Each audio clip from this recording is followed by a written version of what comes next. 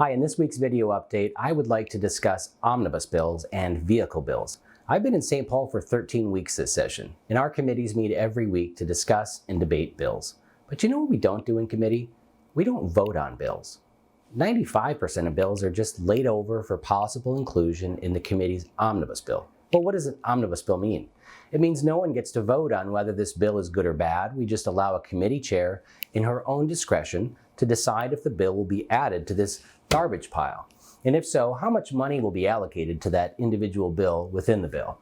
And at the end of committee deadline, which is this week, hundreds of bills that we heard in committee will be added to this garbage bill and be brought to committee for one vote.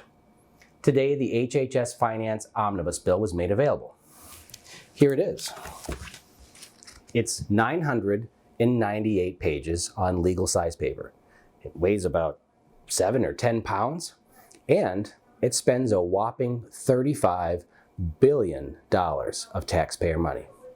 Now, last month I made fun of a bill that was introduced, and it reads, "A bill for an act requiring a legislative report on the cost of legislatively mandated reports." Irony, I know. But yesterday, we heard this bill in committee, and the chair of HHS Finance said it wasn't a real bill, it was a vehicle bill, and something that should be passed and can be later used to delete everything on the bill and replace it with something entirely different.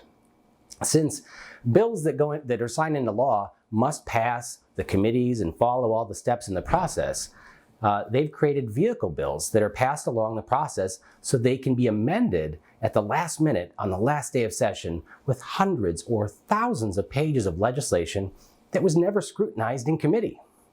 This is why I'm co-author of House File 986, which will strengthen our constitutional requirement for single subject bills and prevent omnibus bills and vehicle bills. We need to be transparent with voters and be held accountable for our votes.